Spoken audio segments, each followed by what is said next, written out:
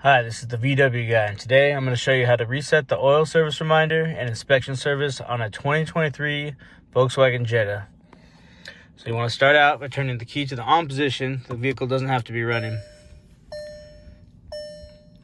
Okay, once you're in the on position, you can kind of click through these warnings just by hitting OK right here.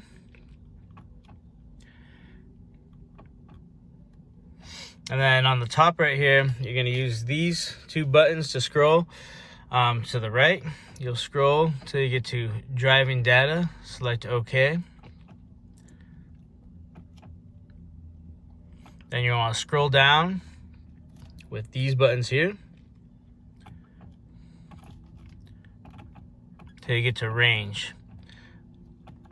When you're on range, select OK. All right, now that you're on the range setting here, hold the OK button for 10 seconds.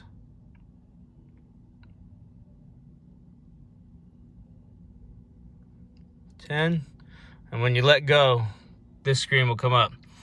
And you can select reset oil change service here. Then OK. And reset inspection service, OK.